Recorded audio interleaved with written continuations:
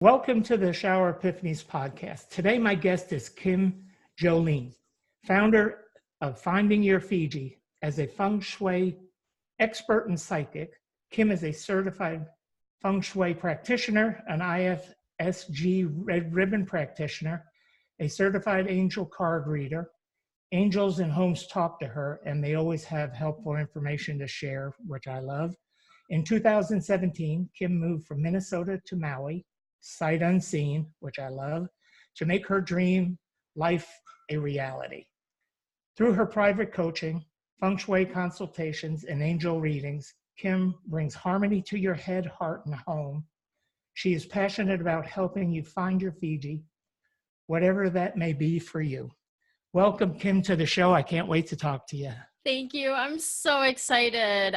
Your story is so inspiring to me. And I just love the whole essence of having epiphanies in the shower. It's awesome. They're really, I always tell people that epiphanies are just thoughts, but we think of them, most people think of them as these big booms that happen and you get these big things. But really, epiphanies happen all the time in our heads. Yes. And they're just a precursor to our expectations. So if we don't act upon them and they just sit in our head, brings me to, I want to know your story because I'm really interested in how you left Minnesota, went to Maui, one of the most beautiful places in the world. Yeah. And how your journey started. Yes. It has been quite the journey. So I've been here almost 2 years now. In May, it will be 2 years. And it happened very, very fast. So it's one of those things like when you open up and allow yourself to surrender, that it is just things sort of fall into place.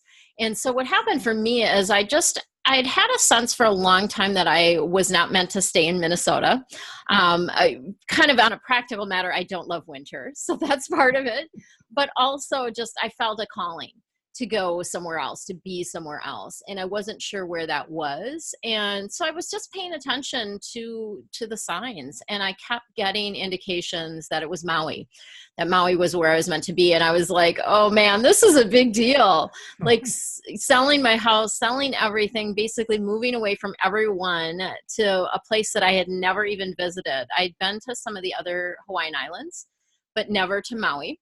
And so what ended up happening, I was getting all these signs, and finally I was like, okay, I'm very connected spiritually wise. Like I like to connect in. I like to ask for signs. I like to ask for help because I need all the help I can get. And so I asked my angels and guides, I said, if I'm meant to do this, please send me a really clear sign, something that I cannot mistake. And so the very next day I got a package in the mail.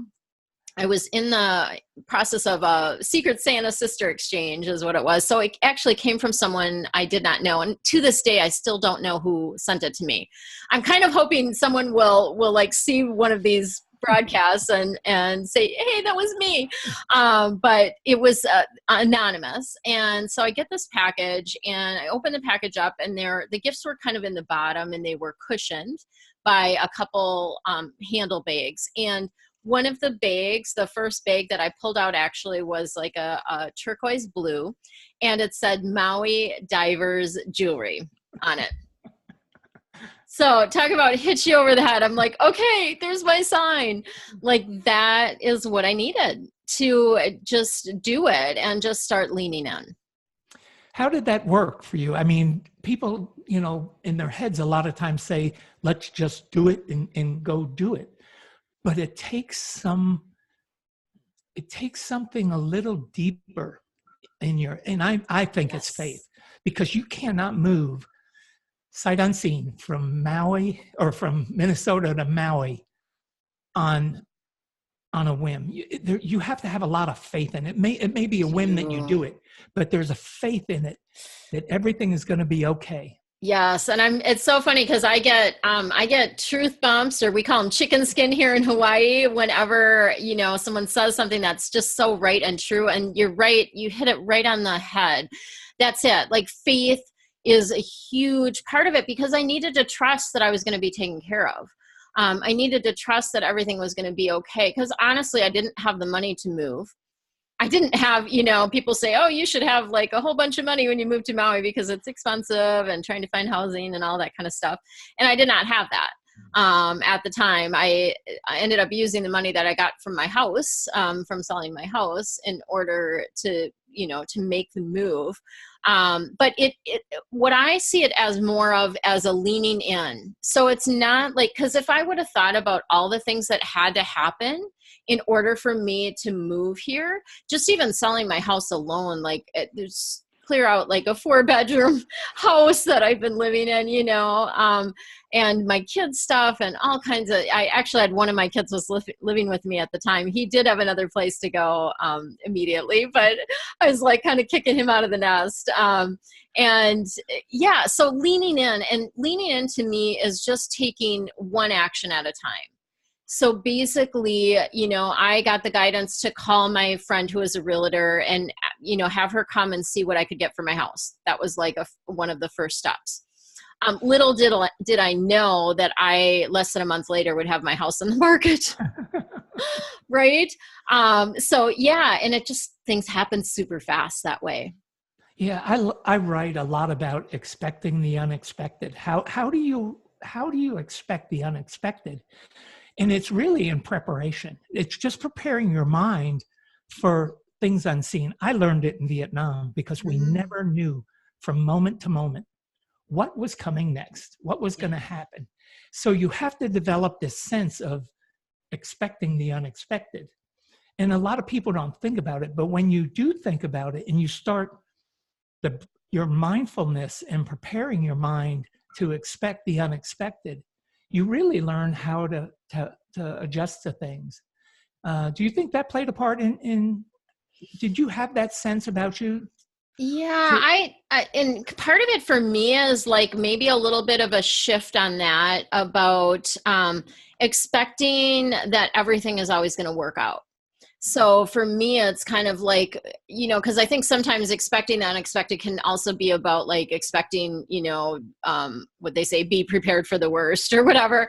I'm all about like being in the space of like everything is happening for me. And everything is, everything is lining up for me. I'm being taken care of, even when on the surface it might feel like I had to find a place. I found a place to land when I first arrived here, and that was all kind of serendipitous too on how I found that place. But I had that place for about a month.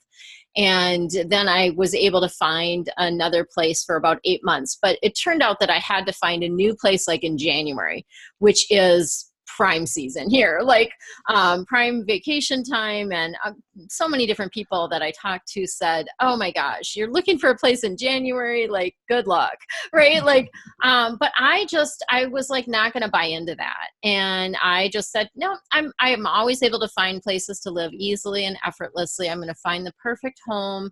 It's going to be amazing. And I've been now in this place for over a year, and I'm renting, but I love it. And it just everything lined up. In fact, to the day. So my other lease was like ending like an odd day, like January 7th or something. And this place was available on January 6th. I'm glad that you reminded me that we think differently than other people, because when you said that you think in the positive, I too, I mean, for a negative to come into my head is really rare. But when I think about expecting and preparing for things, it's always in the positive. It's never in the negative. And you just reminded me of that when you said that, because I forget that other people don't think like us.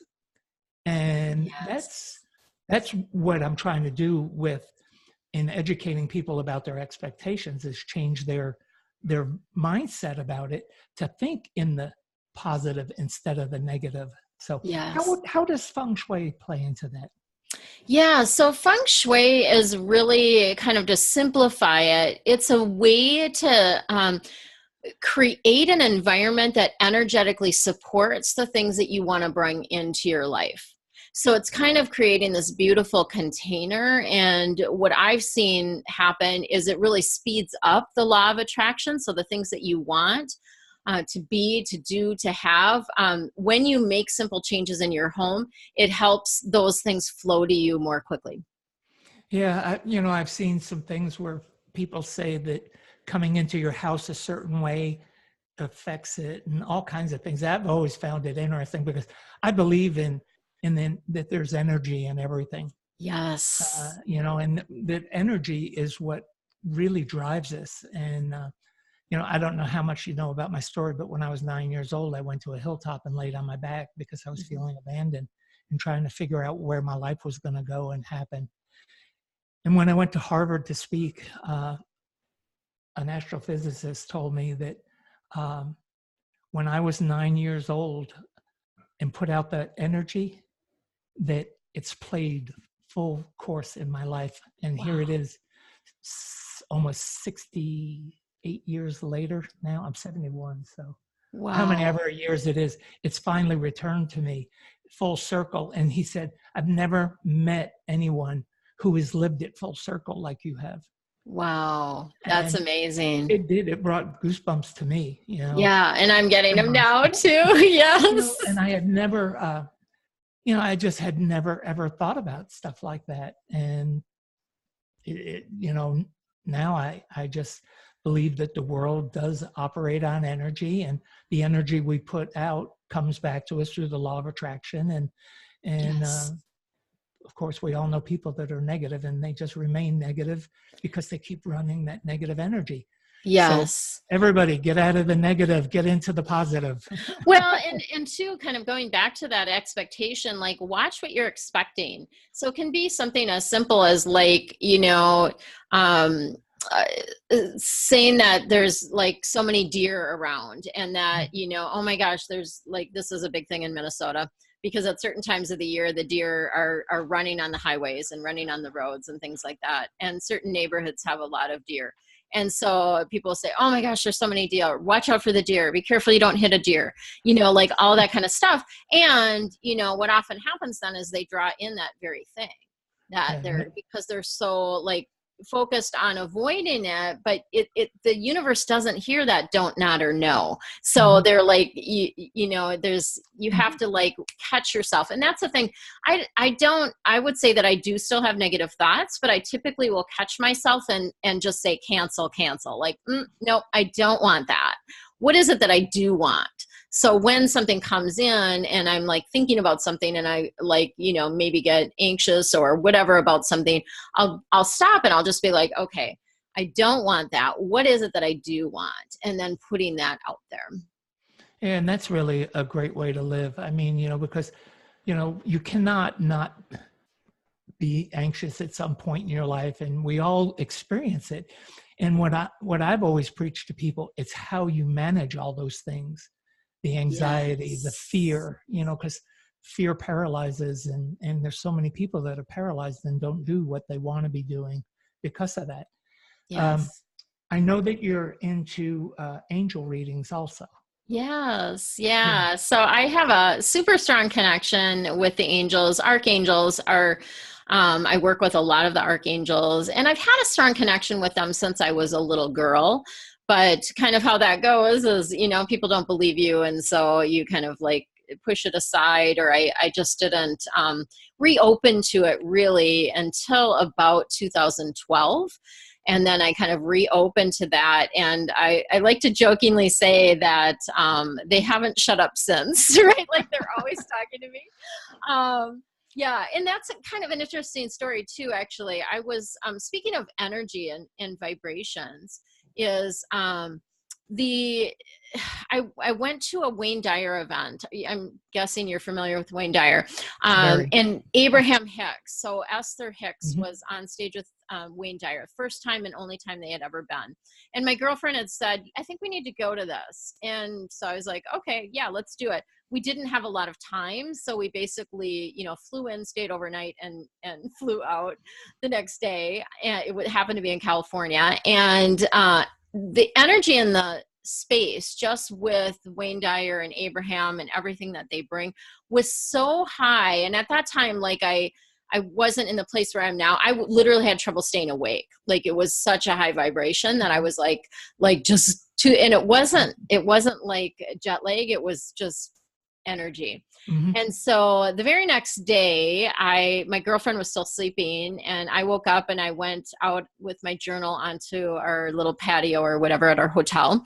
And all of a sudden, it was like everything was clear. I could hear my angels and guides like completely clearly, and they were talking to me, telling me I was going to be channeling and I was going to be doing this work. And I'm crying, saying, no, find somebody else.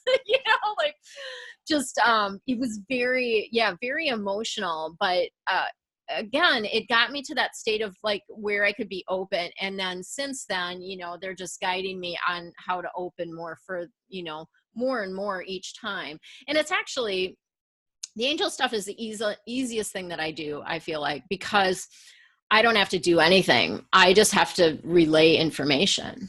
Mm-hmm. Tell me a little bit about your childhood. I'm very interested in where you grew up, how you grew up, and what influencers you had in your life. Because I see you almost like a flower. Oh, like you've just, I can just see you growing and then just blossoming into this beautiful woman that you've become. And yeah, my childhood, it was, by all standards, great. Like I grew up in a big family, youngest of 6, very Catholic. So went through Catholic grade school, Catholic high school, Catholic college, all of that, just very, and I think that's where like I got introduced to the angels when I was young, through religion. And, but the thing about it was I am empathic. And I did not know that growing up. So actually growing up was difficult for me because being an empath, you feel other people's emotions. And oftentimes it feels like they're your own because they're so real. And so you would get, like, if I was around somebody that was, depressed or angry or different things like that, I would, I would take that in, and I would need, I was very social, but I also needed that time to like myself to like be away from people. And I didn't understand then why that was. Now I get it. Like now I understand the empathy, and I'm able to also clear and get when I'm picking up something from someone else. But it also was difficult because I had kind of a big mouth. And so I would, I would really be vocal when I could feel or sense something about someone, I would say it. And it didn't always work out super well. In fact, I lost all of my friends in 7th grade. And I think that's part of it, because of me being vocal about something that I was sensing or feeling. It's an interesting thing growing up that way, but you learn to cope. And part of it is you kind of put a shield up around yourself. So I had that for a long, long time. let me ask you a question. I'm asked quite often if I'm an empath, and I always say no. And I say that because I really don't feel what other people feel, but what resonated with me is when you said that you confuse that with your own feelings. And, I feel, anybody who's watched my homepage on website and watched my video on there and seen me cry the way I do, I'm very, very sensitive about things. And, I think people confuse that with being an empath, because I'm not afraid to show my emotions. I show them anywhere. I can be watching a Budweiser commercial and cry. I mean, it's just the way I am. Any thoughts on that? Yeah, I actually feel like we're all empathic to some degree. That we all have that. It's kind of another sense or another, we talk about the 5 senses. There's a lot more senses than just the 5. So I feel like it's another sense actually that we have. And I think it's something that helps people like you and I really connect with people, because we actually are like, we can sense and we can feel that compassion for what they're feeling. because we do feel it. Like it does like touch us, right? So I think that is part of being empathic, is that, you know, emotions or different things that happen do touch us very deeply. Yeah, you know, when I was in Vietnam, it was a little difficult for me because, you know, doing some of the stuff that we did and being in the Marines and all that kind of stuff, you know, I took so much of it to heart. And I shed a lot of tears. And of course, in 1965, men were not supposed to cry. You know, we weren't supposed to do that. But I never held back on it. You know, everybody would look at me like, oh, there he goes again. You know, But you you know know, what? It's a release. Tears are such a good release. It's oh so yeah, good to do that and to actually feel your feelings. Like, mhm, there's so many people that don't want to feel their feelings, so they'll do whatever they can not to feel them. And mhm. it's actually so much better to feel them and actually allow yourself to have that. So good for you. I mean, like, that's awesome. Good for you. We should Well, all be doing that. I often, you know, if I'm talking to vets and stuff, you know, I'll often say my way of releasing was through tears. I mean, my way of releasing all the stress and Yes. all that was through the tears. But, you know, Yes. so I guess that it was healthy. I never looked at it as not being healthy. I just, at the time, it was difficult to have, you know, guys make fun of you, you know, and Yeah. they see it as a weakness. Weakness. Yeah. And, you know, they soon learned that it wasn't a weakness. You know, It's it was actually a really, strength. yeah, It's it's really actually a a strength strength. because, you know, I think what happens for a lot of people is when they don't feel their emotions, they get bottled up and then they're going to come Mhm. out somehow, some way, right? Yeah. You know, or something will be brought into your life so that you actually do have to feel it. Yeah. And through the feng shui and angel readings and that stuff, do you bring that out in people? Do you actually teach people to recognize that in their environment? I I guess I'm do. asking, you know, do they come to you already believing, or do they come to you doubtful sometimes, and then you educate them and enlighten them? Yeah, you know, it's interesting because most of the people that I work with are pretty open already. And those are the type of people that I tend to attract, is people that Mhm. are really open. They understand that everything is energy. They understand on some level that the stuff in their homes is impacting them. But I think what happens for a lot of people is they don't necessarily know how to deal with the emotions, because even like clearing clutter in your home is you know, emotional process, because you have an attachment or an energy to the stuff. And so when you're releasing, it's also helping release stuff within you. So there is a very much emotional thing to that aspect of it. And that's actually one thing that I do work with my clients, mainly in my private coaching, where we actually work through the emotions. So where we'll actually get to the core of like what they're feeling, because oftentimes they have something that brings something up, like they get triggered by something. But what's really underneath is maybe an old pain or an old wound or something from their childhood, even, that they weren't able to process at that time. And then kind of going deep into that, being able to like feel it and sort of fix it for that child, then allows them to like move on from that and not keep having this sort of groundhog day. Sometimes people get in this with relationships or jobs or different things like that, where they just like, I keep attracting the same thing over and over again, right? And Yeah. so once you get down into the emotion of like, what is this trying to show you, right? Mhm. Then you're able to shift it. Yeah, I had an experience where when my wife passed away, I could not clean out her closets or anything for 4 years. And to tell you the way that the energy works and stuff, it happened for me. We had a fire.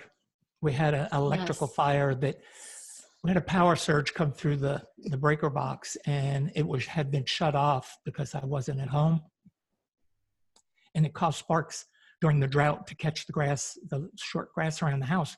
But it was a wood siding house.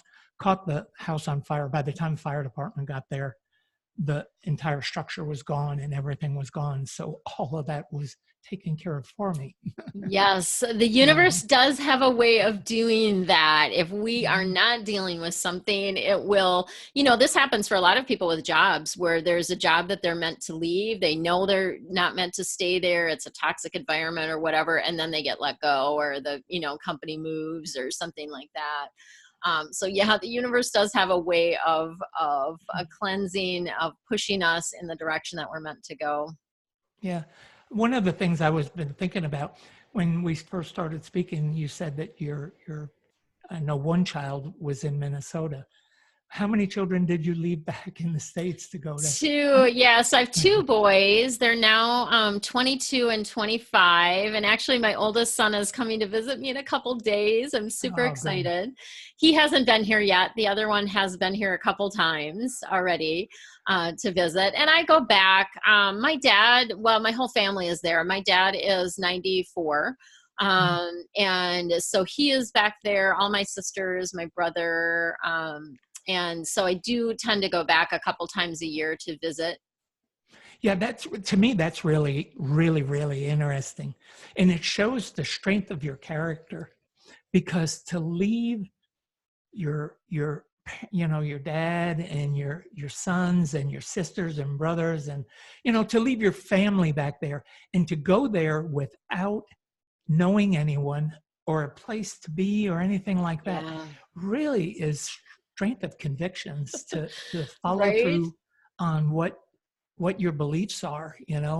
And did you have, we've talked a little bit about how you got there, but was it an epiphany just from that handbag in the bottom of that thing to go there? Yes. Yeah. So I feel like the epiphany maybe came a little bit before that, and then the guidance about where I was going. So I actually, I was working with a mentor at that time, and we were on kind of a group call, and she did sort of a meditation about, us checking in to see if we were in what she terms the love territories, and if we were living where we were meant to be living, essentially. And what came in as she asked about that, are you living in your love territory? And I immediately knew it was a no. Like, that was kind of my epiphany around that. Like, I knew, no, Minnesota is not it. I knew that was not it. And it was then that receiving that package in the mail with the bag that I was like, okay, this is where I'm meant to go. And honestly, so many people are like, mentioned like you do about the courage and all of that. To me, it was just like, I didn't have a choice, because I knew if I stayed in Minnesota, it was just, the energy there was very heavy for me, and things were not flowing with my business. Things were not, they were going fine. They were going okay, but it wasn't like, it wasn't easy. Like, it was a lot of work.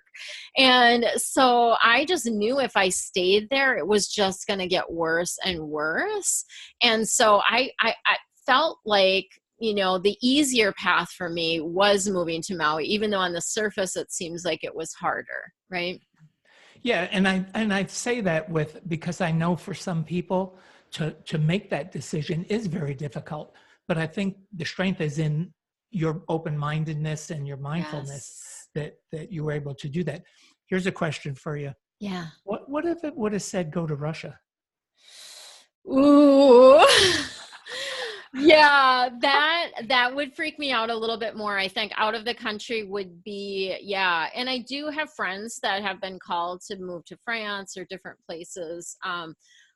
Definitely, yes, that would have been a lot bigger stretch for me, for sure. I was just wondering because, if your strength of conviction would have been as strong to go to out of the country as it would have been. I just chose Russia because it's cold. Yeah, right. Oh, I know. That's the one thing I'm like, thank you for letting it be Maui. Thank you. Right. It's just, So I'm so grateful. And honestly, I've talked to other friends that have moved here too. And, it's just one thing that I don't think I'm ever going to be like not grateful for living here, because it is so beautiful. it is so amazing. And to be here in the middle of February, to be able to drive down the highway with my arm out the window and to be able to swim in the ocean year round, like there's so many things that even, if I get in a space where I'm like, oh, dang, I'm spending so much for rent or different things like that, it's like, I live here. Like I literally, the beach is like a block and a half. I can walk to the beach from here. So and this is something actually interesting about Maui too, is that it helps you, it brings up stuff for you to move through, because we don't have the exterior like things to complain about or to focus on, right? Because it is gorgeous and it is amazing to live here, but then I would say more, it allows us to really work through our stuff. So some of my friends will say it's like personal development on steroids living on Maui, because you can't avoid what needs to be seen. Which is a really, really cool thing about here. I think we all have places like that.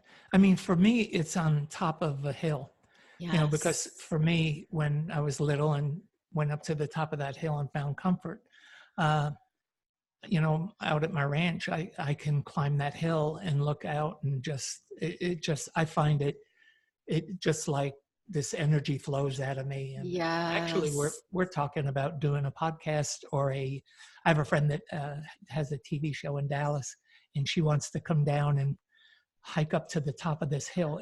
Nice. I said, hauling all that equipment up that hill, somebody's going to hate us both. Oh, right. Oh my gosh. It's pretty steep, but it would be it has what we in Texas call 100-mile views. Oh, yeah. Just forever when we get on the top of that hill. But I take people when I'm working with them in expectation therapy, I tell people to find that place where they can be totally relaxed within themselves, feel safe and comfortable, and they can explore their wants, needs, and desires, so they can start identifying them and start gaining what they want out of their life. Yes. So that's really important. Yes, we all need that space, that place. Yeah. Mm-hmm. But it's really, really good. Is there anything that you want us to know about you? Yeah, so I've actually, for people that want to experience the magic of Maui, I have a retreat that I'm planning for November of 2019. I opened it up just less than a month ago, I think, or about a month ago now. It's 1/3 full already.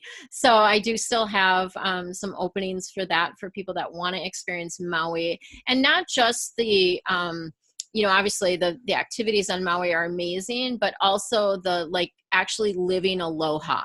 So living aloha is, it's an essence, it's a feeling, it's like how you do your life, and living in that space of aloha and welcoming and all of that kind of stuff. So that's a beautiful thing that is happening as well for me coming up, for those that want to share with that.